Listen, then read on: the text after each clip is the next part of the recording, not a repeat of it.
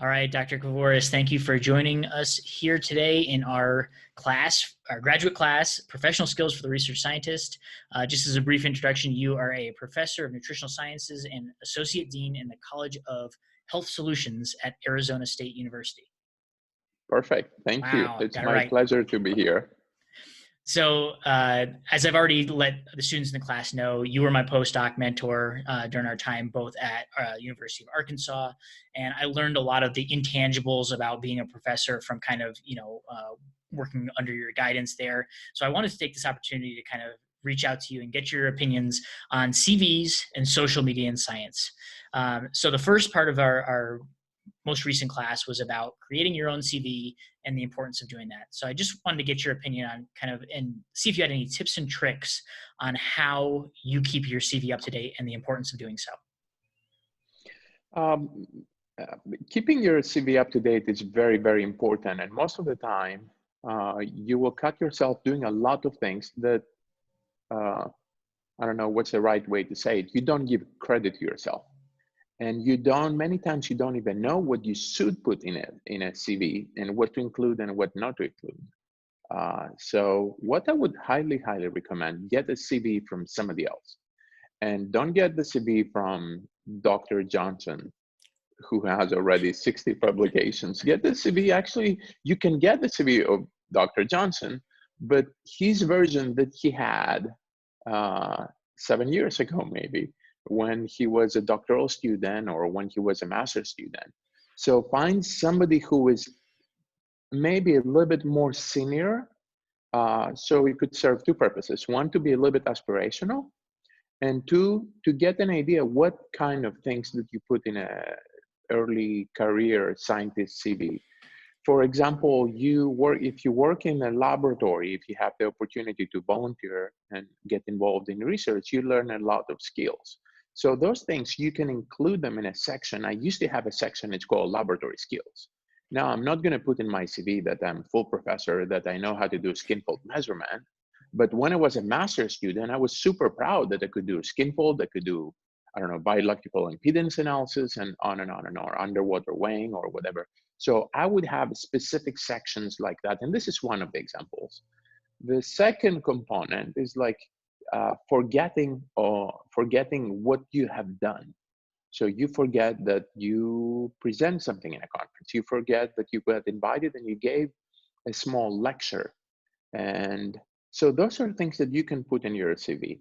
And Yeah, as you the point I was making for the students is, especially when you're like a master's student, you're going to be on like 6 or 7 posters as second, third author, and you don't necessarily keep track of those, otherwise. And I was just stressing the importance of doing that because I've been there. I'm sure you've been there where you're trying to update and you're emailing people and saying, "Hey, what was that poster that you did 3 years ago at ACSM? Like, wasn't I a co-author on that?" And like, that's just not a place you want to be.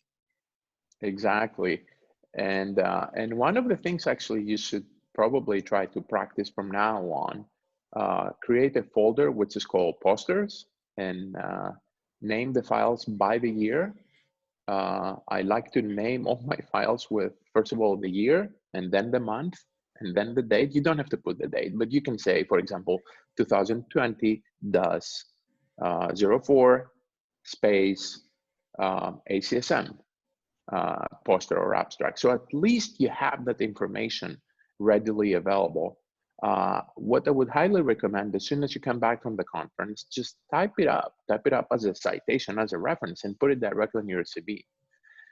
Versus when you're looking for a job, you finish your master's, and then you're trying to go back in time and say, so 2 years ago in the fall semester, we went to a conference that was in Denver. What was the name of that conference? And I've been in that boat many times, and I've become better in not doing that. Yeah, that's the whole theme of this class. It's basically like all the mistakes I've made in my graduate and early career and making sure that students, at least are aware of those. So when they make the same mistakes, they're like, "Oh yeah, Dr. Johnson told me about that." So hopefully this will alleviate some of that. Any other tips and tricks that you have about your CV? For CV, I would say be consistent. See some examples and be consistent as you grow and as you go. to include all these things and keep up to date. I think just get into the habit every 1 or 2 months. What I also do, I have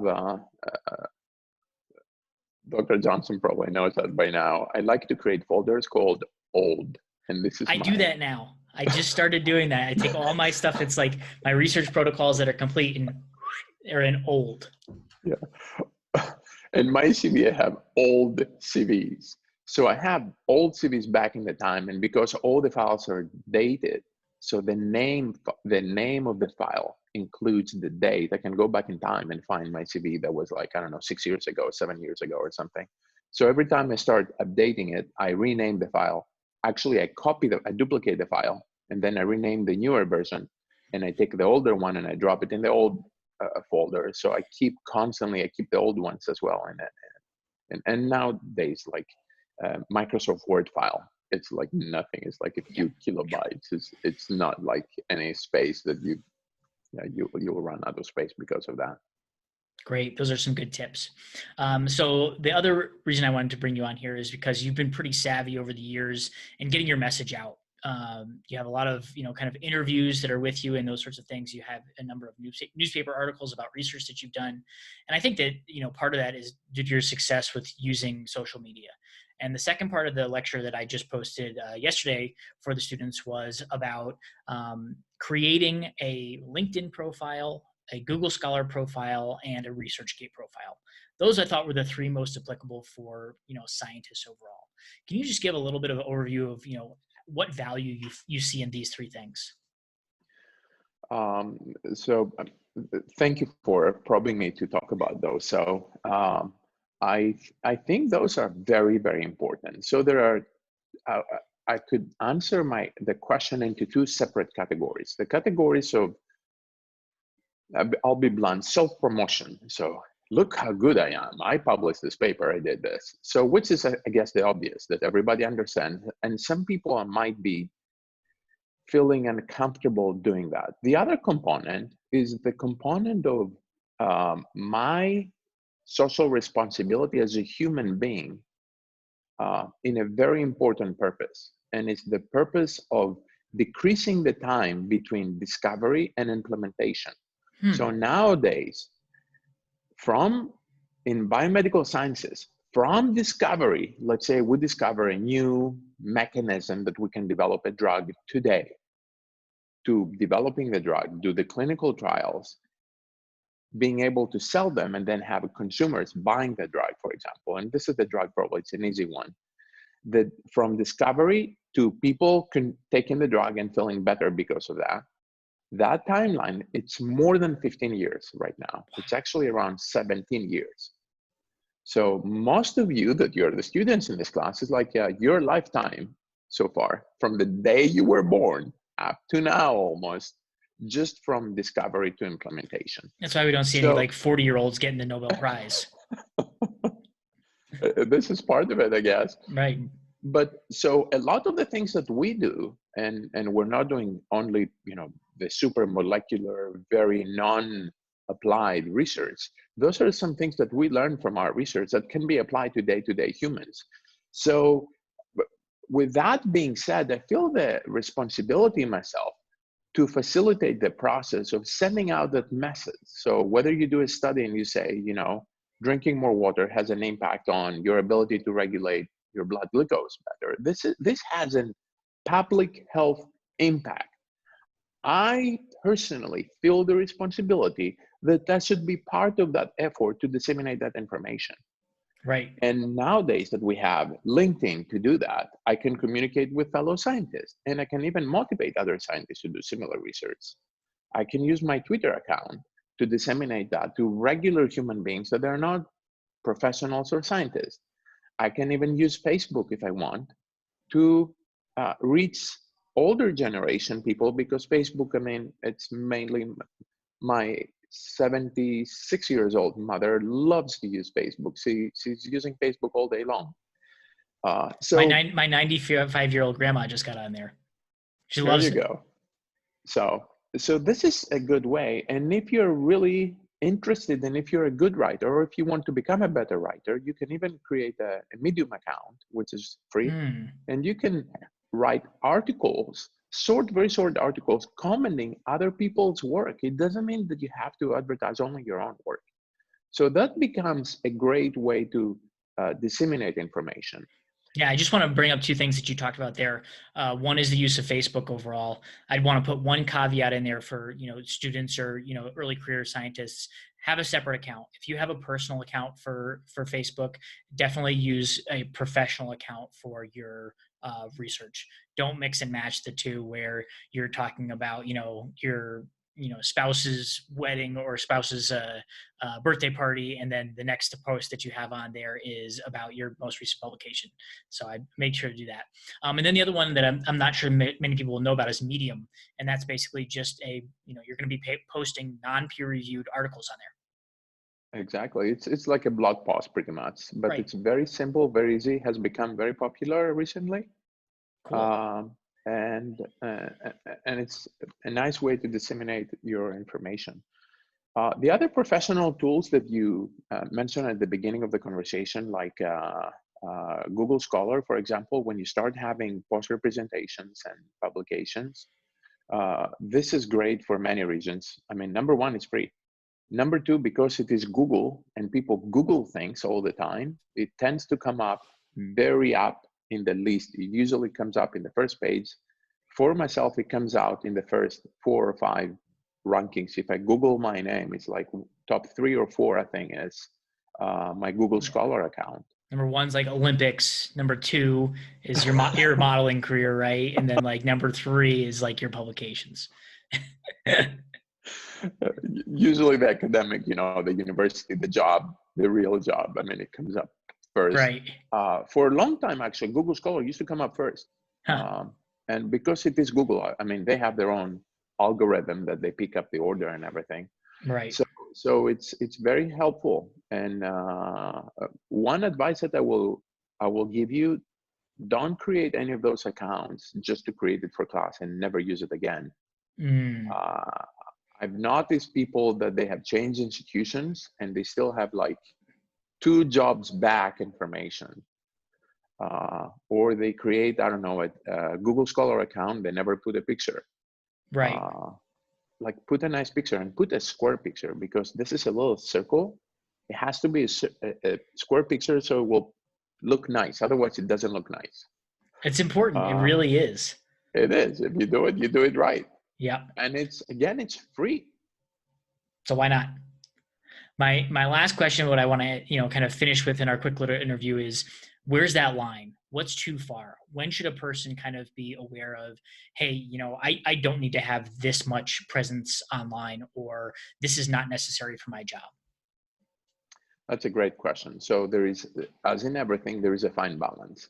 There are people that they live all day long in Twitter and in Facebook. So advice number 1, stop the video right now that you're watching, go in your settings in your phone and in your computer, turn off all the notifications right now. I'll wait for you to come back.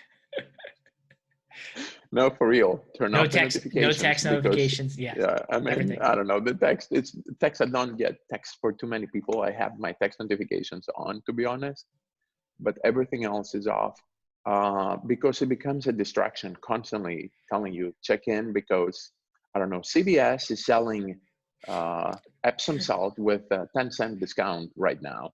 You don't need to know that. But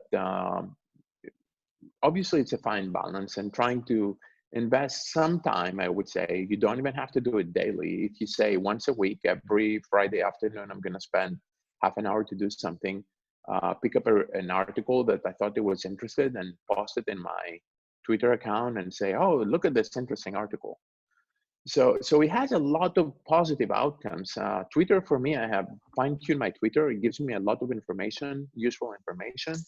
Also has become an avenue for me to disseminate what, not only what my lab is doing, but also what other people are doing. When I read an article by somebody else, I like to, if I like it, I usually spend a few more seconds to copy the link and put it in Twitter and everything so other people can read it. And it becomes a very valuable pathway for other people to see you, future employers, future people that they might be looking for a PhD student in the near future. They might be want to hire somebody.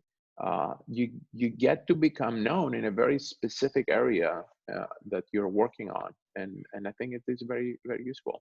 Right. And I think altogether with this kind of puts a nice bow on it, the whole purpose of this is for us to get, our students, the best possible job, whether that be at a research institution, whether that be at an industry, whatever the person chooses once they leave our program. But when you apply for a job and a person is, doing that first round of considering you, the absolute first thing they're going to do is they are going to Google your name.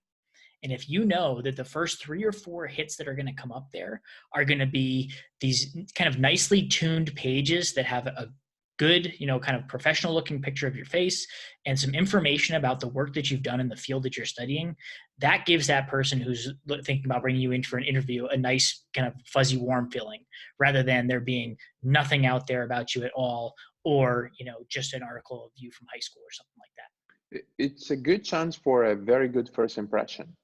Right. And you always have only one chance for a first impression. That's it. Well, Stavros, I really, really appreciate this. Thank you for sharing some of that information with our students. I'm sure they'll be really happy to kind of put this into practice now. And I will write back to you in about 6 months when they all have their dream job. Fantastic. You feel free to use my email in the presentation if they want to shoot me an email if they have any question or anything. I'll be happy to answer that. Thank you very much. I'll do that. Bye-bye.